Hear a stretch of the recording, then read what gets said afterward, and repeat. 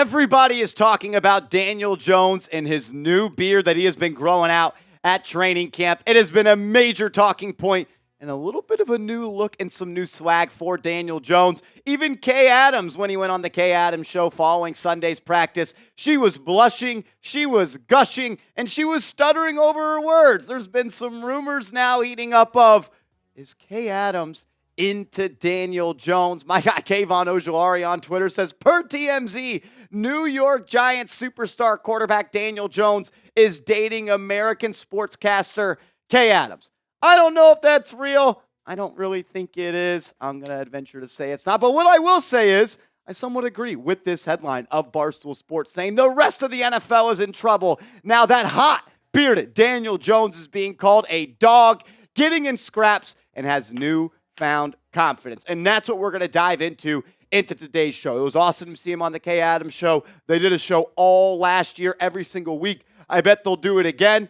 Maybe Kay Adams is feeling Daniel Jones a little bit. But I want to hear from you. Should Daniel Jones keep the beard? Malik Neighbors was asked, why is he growing out? And he said he wants to maybe look a little bit more manly. I don't know. What do you think? Should he keep it? Should he shave it? Sound off in the comment section for me.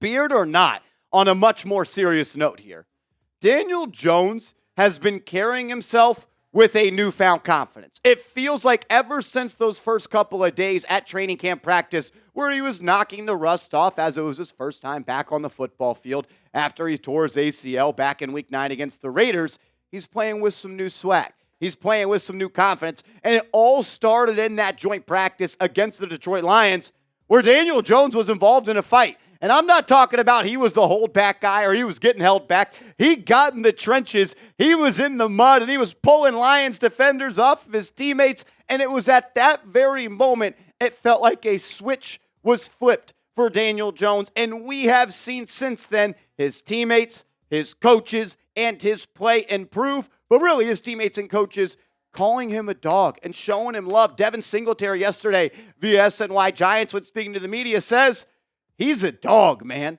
He is. Then Malik Neighbors, well, maybe I edited this picture a little bit, but Malik Neighbors, one word to describe Daniel Jones, dog. Maybe Kay Adams asked him if Daniel Jones was a dog or a cat guy, and he said dog, but this sounds a hell of a lot more cooler than Daniel Jones being a dog. And Daniel Jones also got more praise from Devin Motor Singletary.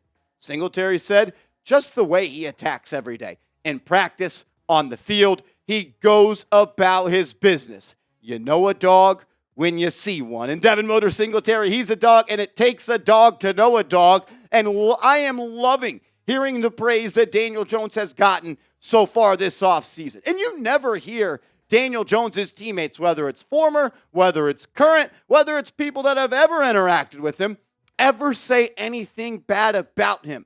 And it feels like since that fight against the Detroit Lions, Daniel Jones won over his team. And I think that, I'll say this, I don't love the fact that Daniel Jones is getting in a fight and risking an injury furthermore. But what I will say is, I think that when you do something like that at the quarterback position, your other skill positions, your people around you, your teammates look at you a little bit different and say, this dude's, he's riding with us. That's our guy.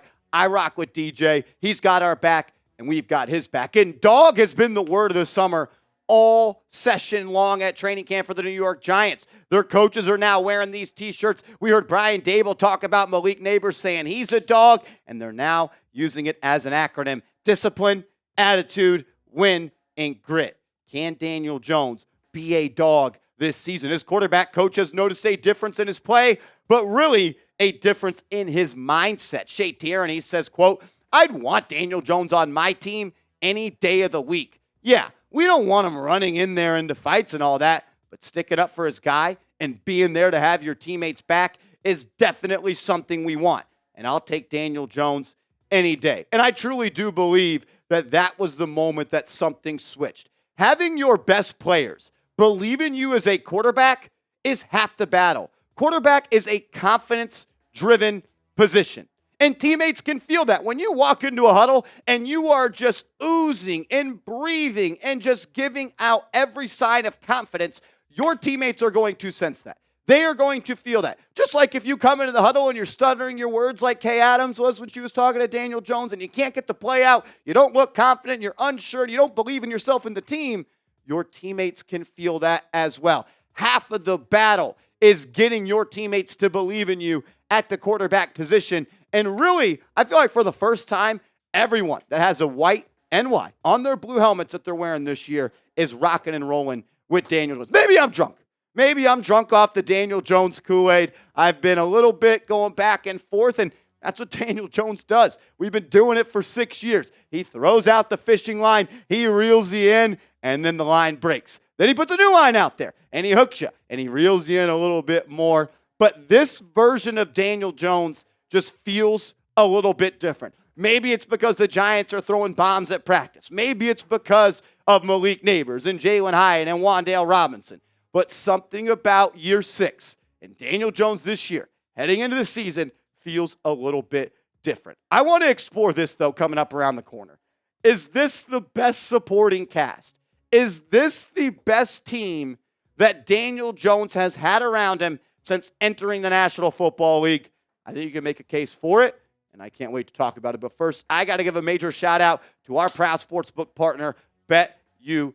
Go to chatsports.com/bet and use this promo code chat125 for a 125% deposit bonus. The NFL season is almost here, but the preseason is here, and you can bet on the preseason. And right now, the Texans are 2.5-point favorites in the matchup this Saturday, which we will be live on the channel for a watch party. So subscribe and turn notifications on. Or if you're a degenerate, play a little over-under and a little point total for the preseason. But do it with our proud sportsbook partner, BetUS. Go to chatsports.com/bet. Use that promo code chat125, and they will match your first deposit up to 125%. But $100 in your account will give you 125 for free. That should be enough if you're not a complete degenerate to last you the entire season if you are winning on some Sundays. I do want to start with this. All that ranting and hollering and hooting and hollering about Daniel Jones. It is now or never. It is his final chance to prove to himself, his teammates, because all that's fun. All that training camp hype is fun. But if you come out week 1 and you lay an egg, it didn't matter if they thought you were a dog.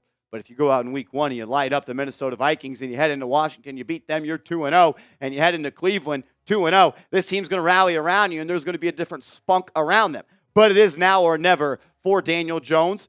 1, because it's year 6. The Giants have to make a decision, and he has to decide if he's going to be that guy or not. But it really comes down to the salary cap implications. Daniel Jones has a cap hit of $41.6 million next season. If the Giants cut him, they save $19.3 million. Giants are projected to have just $20 million in cap space next year. They could double that up if they do cut Daniel Jones. Ideally, he plays well, and he's your quarterback at this number because that's not the highest number in the league. As right now, his cap hit is the 5th highest in the NFL. But let's talk about the players around him, because I do think the Giants, and Joe Shane, round of applause, I think he's done a pretty good job this offseason of actually putting some help around Daniel Jones and being a guy that can depend on his teammates. Malik Neighbors, selected number 6 overall. Darius Slayton has multiple seasons of 700-plus yards. Jalen Hyatt, can he take a leap in year 2? He looks good in camp. He looks stronger. His routes look more precise, and he just feels more confident. And now Wan'Dale Robinson, former second-round pick,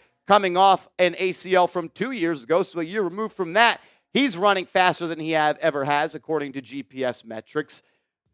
I like that 4-receiver core, man. I do. And this is the type of guy, this is the type of receiver that can change life not just for this Giants offense, but it might be able to save the career of Daniel Jones. When in doubt, throw it to Malik Neighbors. He's open even when he's covered, and if he's got someone on him, just give him a chance. On time, on target. That's what we need for Malik Neighbors this year. And if he can do that, if you can feature Neighbors, this team is going to be special. And the offensive line, I actually really do believe this is the best offensive line Daniel Jones has ever had around him. Hopefully Andrew Thomas can stay healthy. We know what he can do when he's playing on Sundays. Jon Runyan has been a solid starting interior offensive lineman for the Green Bay Packers. Giants went out and paid him $10 million. Can John Michael Schmitz, the second-year center out of Minnesota, take a leap under new offensive line coach Carmen Brasillo? Greg Van Roten and Jermaine Eluemunor were the starting right guard and right tackle for the Las Vegas Raiders, who were graded out as a top 10 Pro Football Focus offensive line. So you have chemistry on the right side with Van Roten and Eluemunor. You have a center that should take a leap in year 2, and you got maybe the best left tackle when healthy. And could your left guard continue his play that he did at Lambeau Field with the Cheeseheads and maybe even build on that? And I know Saquon Barkley's not here. No one's replacing Saquon Barkley. But I do like the stable of backs that the New York Giants have. I believe in Devin Motor Singletary. I think Eric Gray showed us in the preseason game that he can be a productive back. Tyrone Tracy, who hurt his ankle, going to be out a couple of weeks. I believe he's going to be someone they can depend on. And Dante Turbo Miller, he is also someone that can go and get chunk plays for you with his top-end speed. You got 4 backs who I all think can contribute and be a part of a successful run game. I even like the Giants' tight ends this year. Theo Johnson, listed by the Giants as tight end 4. He will end the season as tight end 1. And a 1-2 punch of Theo Johnson and Daniel Bellinger. That's pretty nice. So you got 2 good tight ends. You got 4 solid receivers. You got the best offensive line you've ever had. And you got 4 running backs you could depend on. It's year 6. The beard, the swag, the players, Kay Adams. It's now or never for Daniel Jones. And I'm hoping that he gets it done this year. What do you think? Is this Daniel Jones's last season with the New York Giants? 1, he's going to have to stay healthy this year, because if he gets hurt, you got to move on. That would be 3 injuries in the last 3 years. Also the cap hit for next season. And what does Daniel Jones need to do to keep his job? I think the Giants need to be pushing for a playoff spot. And if I'm the GM, I need to believe that he can win a Super Bowl. That's my expectations. What do you think? Y for yes and for no. If you haven't yet, hit me up on social media. I'm on Twitter at @MarshallGreen_, on Instagram at @MarshallGreen_. Hit me up over there, and let's talk some New York Football Giants.